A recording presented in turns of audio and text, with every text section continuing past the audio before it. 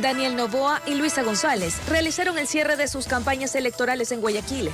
Noboa se concentró en el Coliseo Voltaire Paladines, mientras que González lo hizo en el centro de la urbe porteña. Hoy se llevó a cabo el voto de las personas privadas de la libertad sin sentencia condenatoria ejecutoriada, con lo que se dio inicio al proceso electoral de segunda vuelta. La votación se suspendió en las cárceles de Puerto Viejo y Machala por razones de seguridad. Intensas lluvias provocaron el desborde de varios ríos, lo que causó inundaciones y daños en diferentes provincias. Hallan un cuerpo embalado a un costado de la vía perimetral en Guayaquil. En lo internacional, en Estados Unidos, 6 personas mueren al caer helicóptero turístico en el río Hudson, en Nueva York. Así empieza la noticia. Emisión estelar.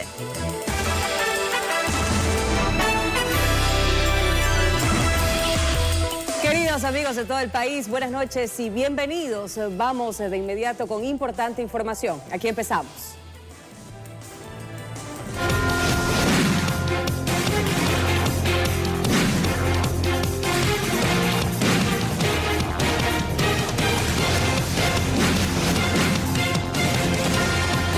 El presidente candidato Daniel Noboa realizó su cierre de campaña en el Coliseo Voltaire Paladines Polo de Guayaquil en medio de conciertos y el apoyo de cientos de simpatizantes.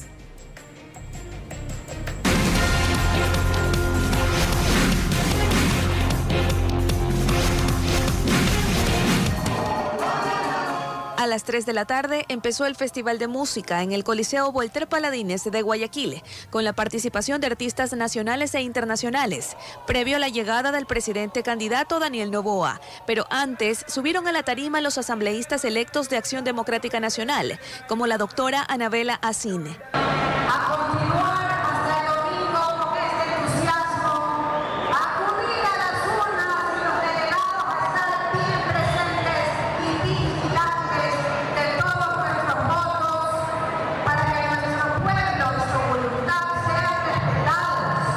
Pasaban las horas y seguían llegando simpatizantes de Noboa e Isabel Díaz Ayuso, presidenta de la Comunidad de Madrid, intervino.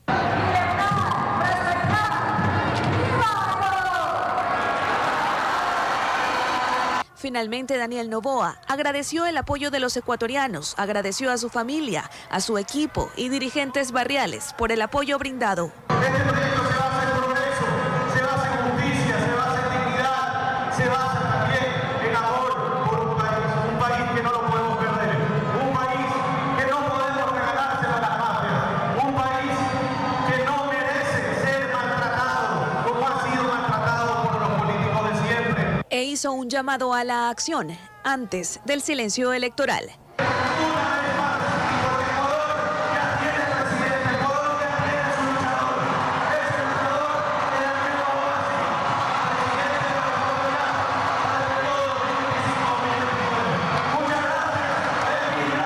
Informó Adriana Peralta.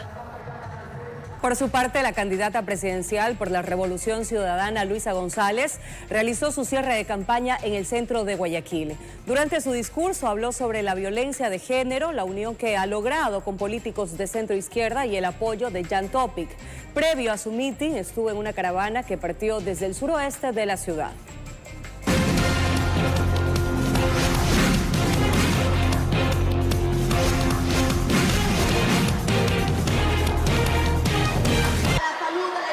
La última actividad proselitista de quien podría convertirse en la segunda presidenta del país fue una caravana denominada Por la Vida. Esta partió de la intersección de las calles 2 y Sedalana, en el suburbio de la urbe porteña. Ya en el mitin, militantes y simpatizantes de la Alianza Revolución Ciudadana Reto, lista 533, corearon los jingles de campaña. González se subió a la tarima ubicada en 9 de octubre y Malecón, desde donde se dirigió a sus coidiarios. Les habló primero de unidad, la conseguida en los últimos días. 5 partidos políticos que representamos al pueblo ecuatoriano, a los pueblos y nacionalidades indígenas, afros, cholos, montubios, pueblo al que yo represento. Una patria en unidad, pero también se ha unido a nosotros la derecha. Presidente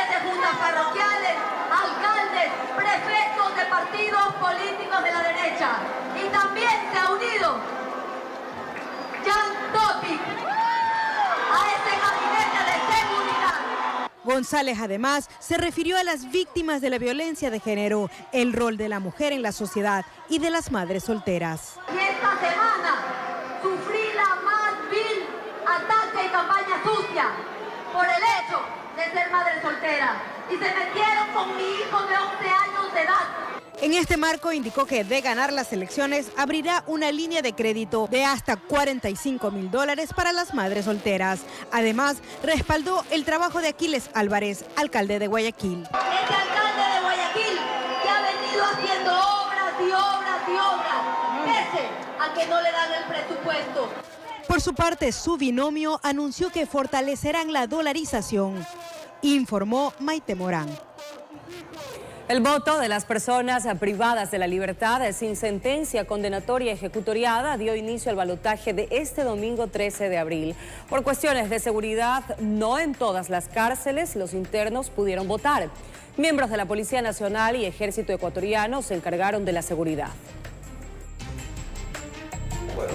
Con la novedad de que en la cárcel El Rodeo Portoviejo Manabí y la número 1 de El Oro no se pudo ejercer el derecho al voto, arrancó la votación anticipada de cara a la segunda vuelta electoral de este domingo 13 de abril.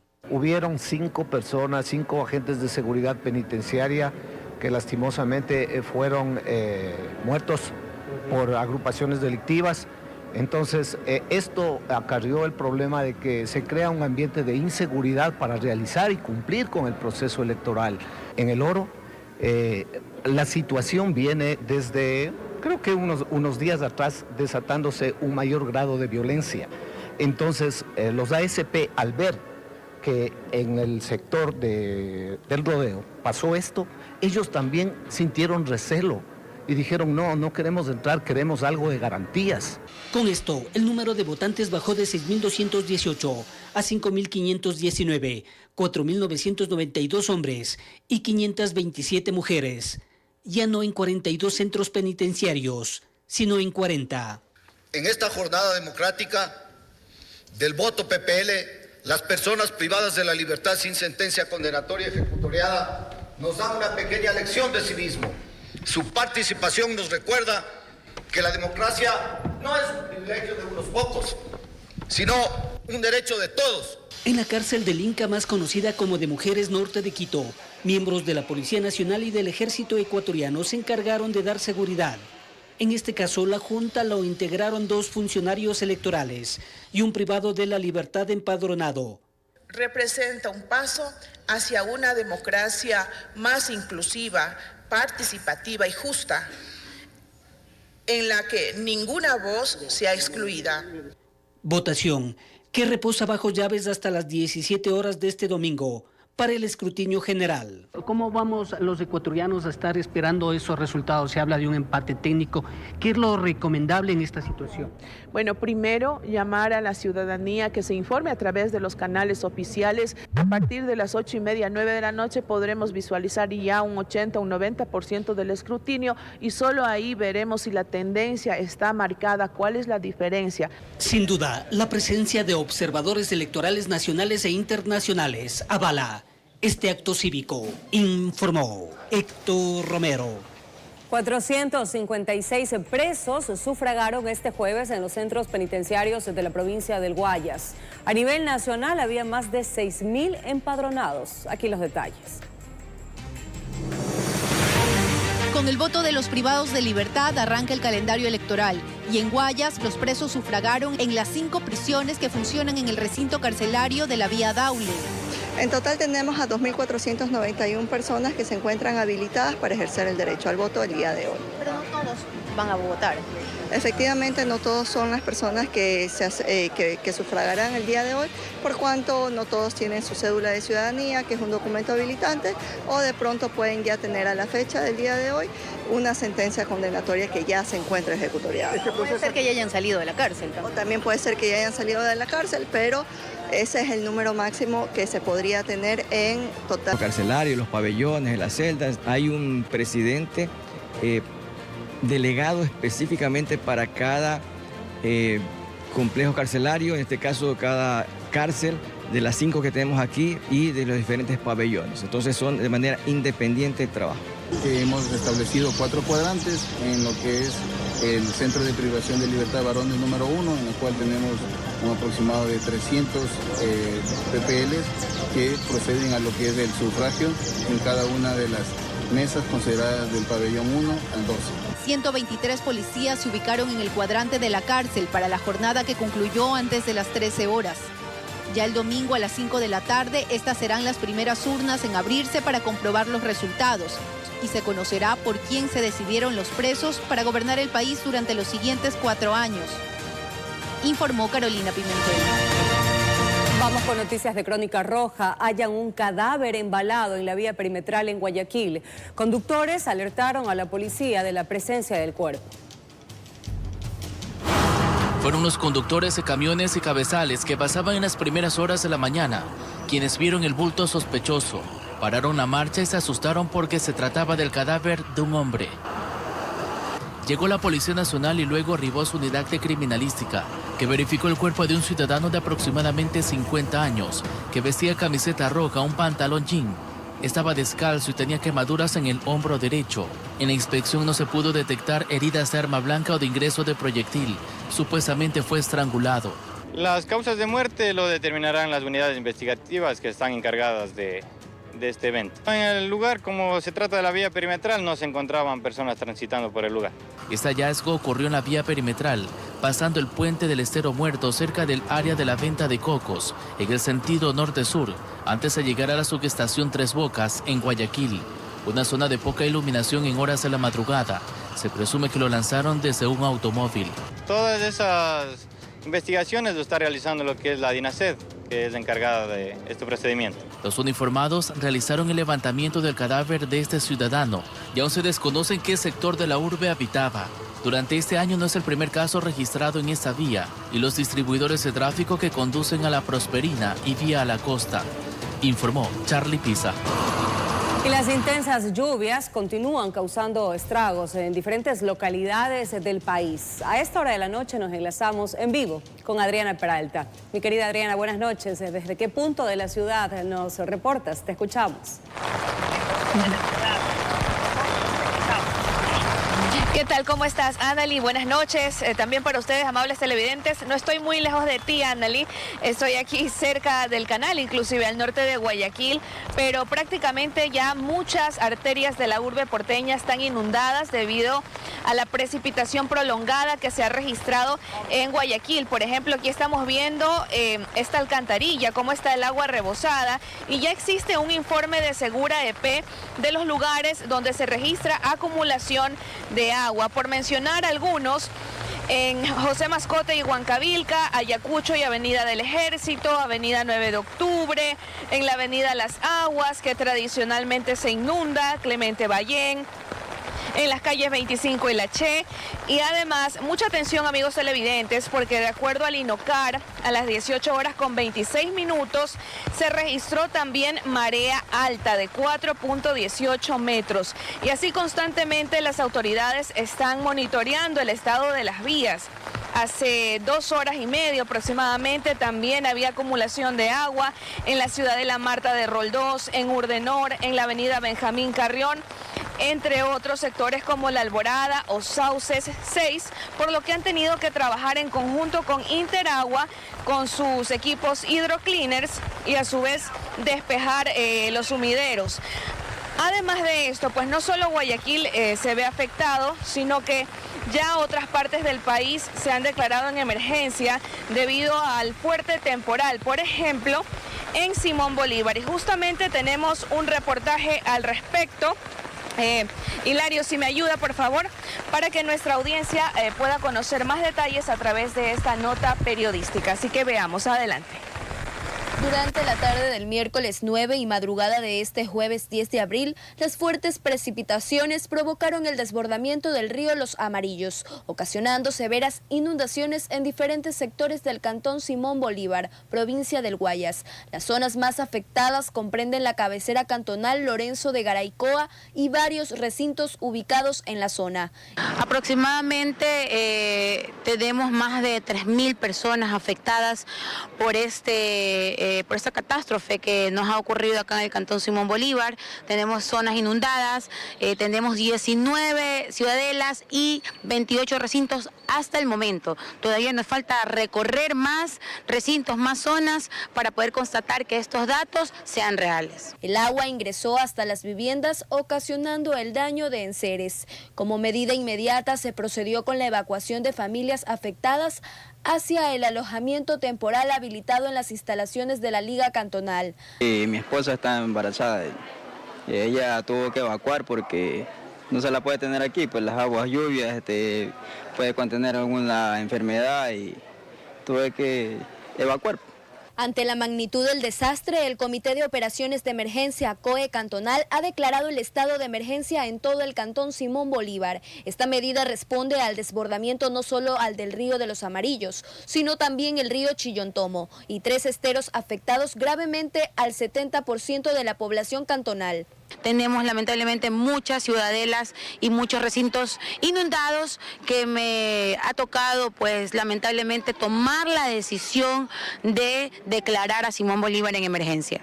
La declaratoria busca agilizar y reforzar las acciones de respuesta, atención humanitaria y recuperación de las zonas damnificadas. Por otro lado, la parroquia de Laurel en el Cantón Daule sufrió también graves afectaciones debido al desbordamiento del río Pula, que provocó inundaciones en al menos 8 calles de la localidad.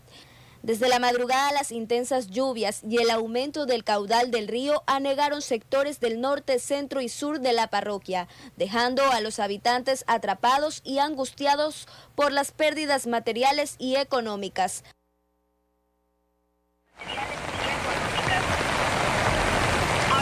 Así es, así que una vez más la precaución para todos y para los conductores, evidentemente, porque al menos en Guayaquil hay varias zonas anegadas. Son ya las 10 de la noche con 22 minutos y continúa lloviendo. Esta precipitación que se registró desde la tarde.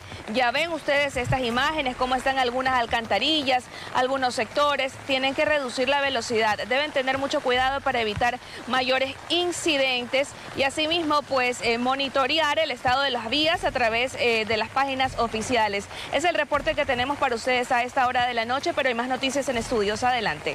Claro que sí, Adriana, muchísimas gracias. Y por favor también tengan mucho cuidado. Bien, es momento de un corte comercial, queridos amigos, cuando son las 22 horas con 22 minutos. Pero al volver hallan en Durán a una adolescente de 14 años que había sido secuestrada hace un año en Perú.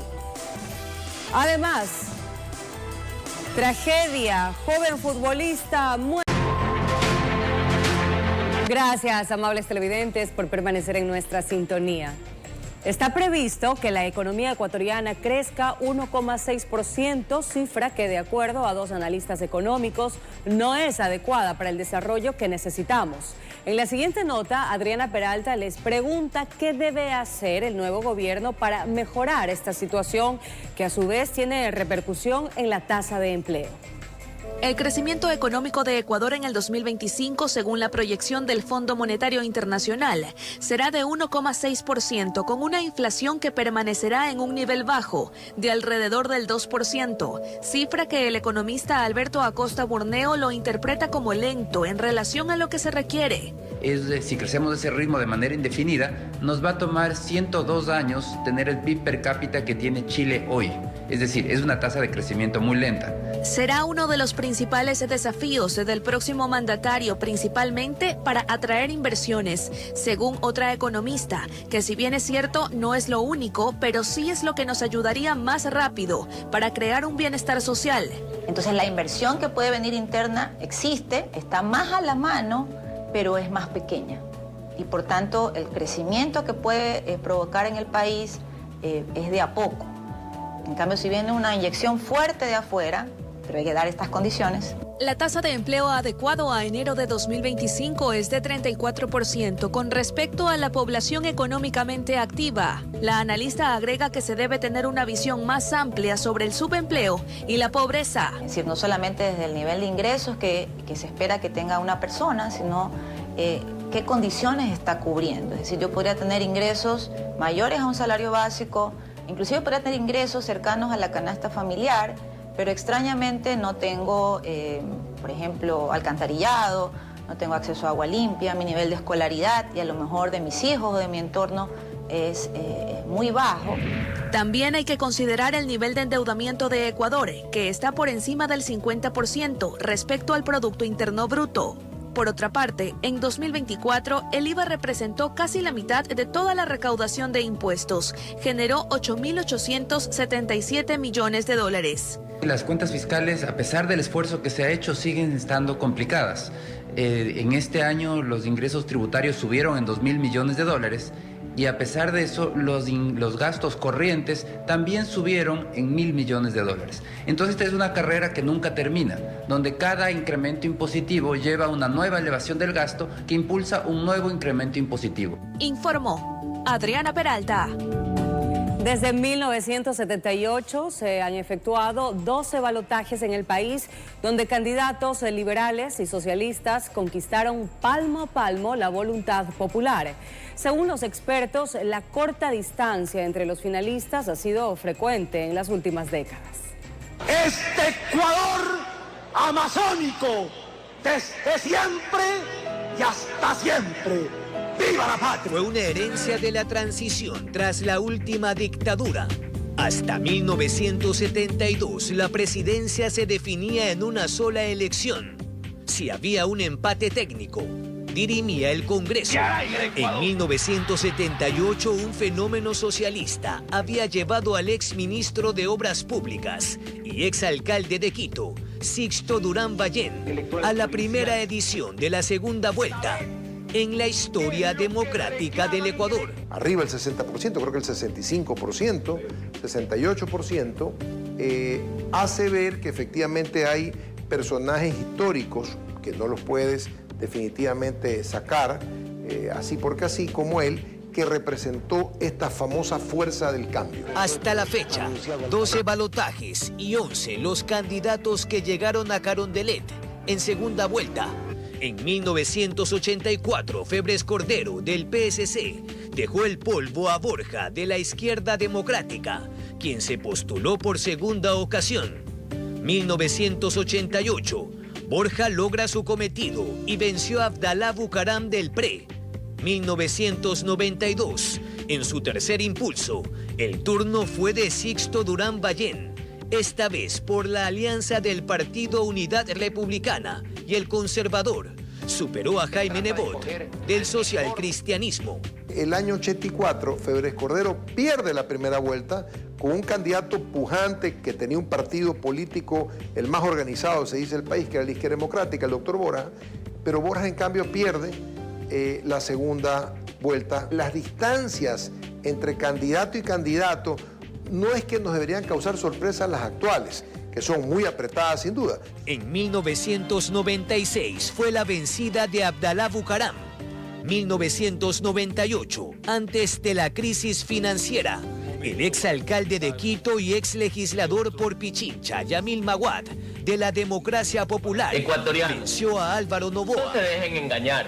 En 2002, Lucio Gutiérrez, de Sociedad Patriótica, también derrotó a Noboa. En 2007, Rafael Correa Delgado, de Alianza País, evitó que en su tercera postulación Noboa llegue al poder. Siempre el voto es emocional. La democracia y luego el gobierno, el ejercicio de gobierno, gobernar, son una ilusión, finalmente, porque es una realidad que construyes en tu cabeza a través de relatos. La única diferencia es que ya no prendes la fogata, prendes tu teléfono móvil. Vigente la Carta de Montecristi desde octubre de 2008.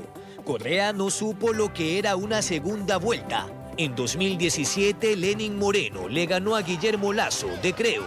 En 2021, el empresario logró su objetivo tras vencer a Andrés Arauz, de la UNES. En las elecciones anticipadas de 2023, Daniel Noboa, de ADN, superó a Luisa González, de la Revolución Ciudadana. Y este 13 de abril volverán a medirse para un periodo completo. Era los que están a favor de Noboa o los que están a favor de Correa. Pero ahora han querido crear, no sé si artificialmente o si es real, una proyección antinoboísta solamente al hecho de que votaron por ella, en función de que están convencidos de que ella es la mejor candidata o no, sino que votaron contra Noboa. Entonces yo no te puedo decir si eso es tal. Hay una tendencia. Borja Ceballos, Durán Ballén y Bucaram Ortiz llegaron en la tercera postulación. Álvaro Noboa Pontón, del PRIAN, estuvo 2 veces en segunda vuelta. Sumó 5 candidaturas. Su hijo triunfó en la primera. Hoy por hoy el elector ecuatoriano está desencantado con el sistema. Entonces eso entra en juego, pero no está tan desencantado como para que el nulo sea tan alto que digas, no, vamos a borrón y cuenta nueva. Uno de esos cambios se fundamenta en la obligatoriedad de los debates. Isa va a votar por Luisa, Andrea va a votar por Daniel. Pero es que no es así. ¿Por qué no hay el endoso de votos? Porque de nuevo, la votación es un proceso de identificación con el candidato. A nada de medio siglo de haber vuelto a la democracia, Ecuador sigue entre 2 aguas. Con cámara de Daniel Druet, informó Jorge Escobar. Daniel Noboa Asín, político y empresario ecuatoriano que asumió la presidencia en 2023, convirtiéndose en el mandatario más joven en la historia del país, ahora busca su reelección bajo la consigna de continuar ejecutando su plan de gobierno con la ayuda de una asamblea que le permita gobernar. Tras la declaratoria de muerte cruzada el 23 de noviembre de 2023, al tener 35 años de edad, Daniel Noboa Asín se convirtió en el presidente más joven elegido democráticamente en Ecuador. Hijo del empresario Álvaro Noboa Pontón y la doctora Anabela Asín, fue emprendedor a temprana edad. También trabajó en la corporación de su familia como director naviero. Tiene un título en Administración de Negocios en la Escuela Stern de la Universidad de Nueva York. Además, 3 maestrías internacionales en Administración de Negocios, Administración Pública y Gobernanza y Comunicación Política. De lo que no ha sido ajeno, desde acompañar a su padre en campañas electorales hasta ser legislador, para luego asumir la presidencia con el 52,29% de votos en balotaje. Noboa logró un arrollador apoyo de los jóvenes con propuestas como reducción del desempleo e impulso a la competitividad. Era la alternativa renovada en busca de una gestión más eficiente y menos polarizada. Desde el inicio de su periodo, Noboa se tuvo que enfrentar a varios desafíos, como la incursión de un grupo de delincuencia organizada en TC Televisión, que puso en jaque la seguridad nacional y derivó en la declaratoria del conflicto armado interno para enfrentar a las mafias del narcotráfico y el crimen organizado. Los ecuatorianos aprobaron las preguntas de la consulta popular sobre la inseguridad, pero esta lucha sigue siendo un talón de Aquiles, por lo que sus propuestas actuales están enfocadas en continuar y reforzar el plan que empezó. Hemos reducido en más de un 15% las muertes violentas, hemos reducido en un 25% los femicidios, y todo en un año. El plan Fénix está funcionando, pero nada se resuelve en un año. Debemos de tener también seguridad integral con tecnología.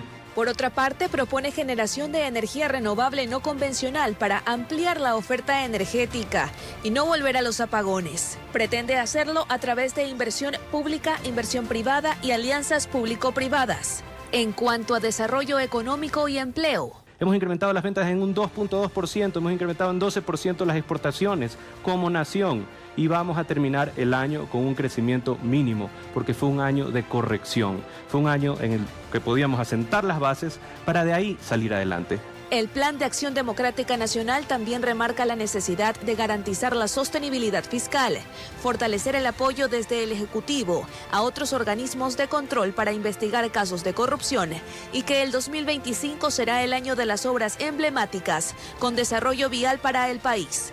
Informó Adriana Peralta. La hora de la verdad ha llegado, generando grandes expectativas. Luisa González, Daniel Noboa, la aspirante y el actual presidente. 2 visiones diferentes para guiar el...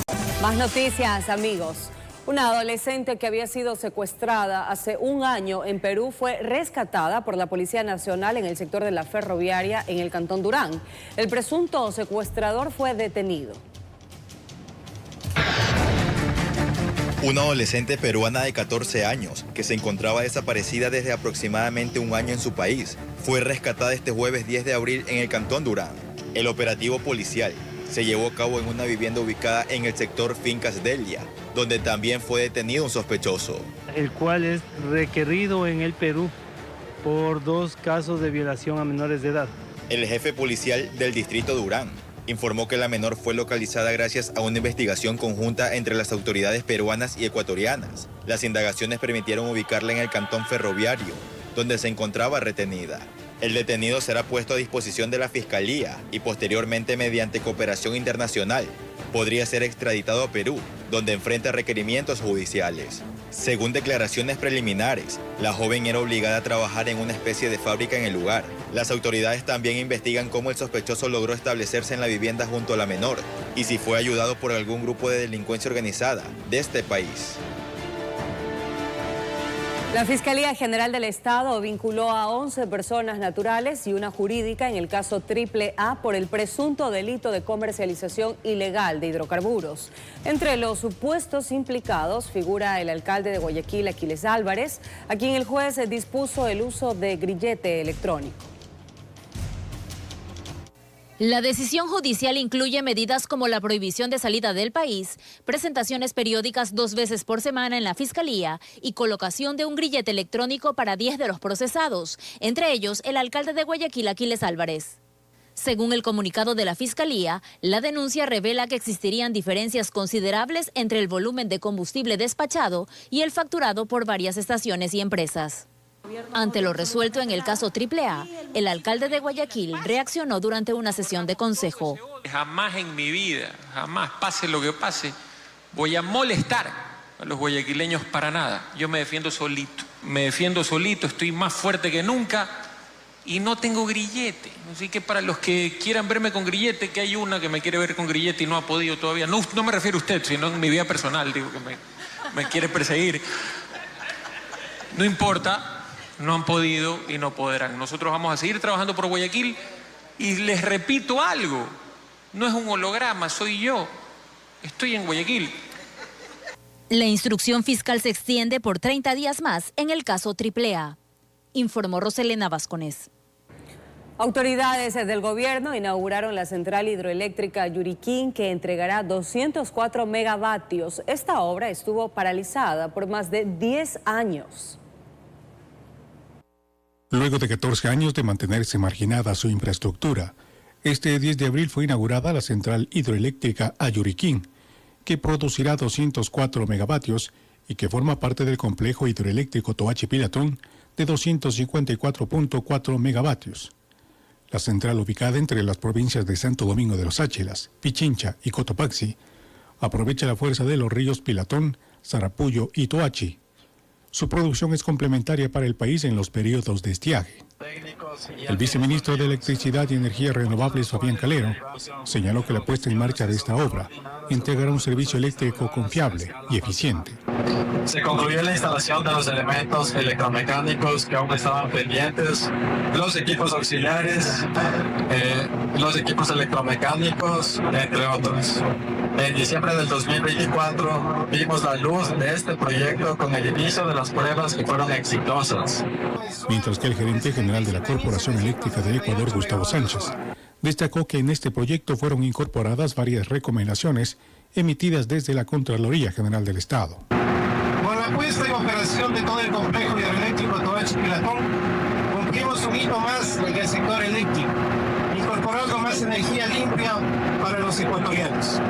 El complejo Toachi Pilatón está compuesto por la central Sarapullo de 49 megavatios y la mini central Toachi de 1.4 megavatios. El cierre de la jornada, así que ya saben, su cita es, por supuesto, con RTS. Así concluimos esta emisión informativa. Ya está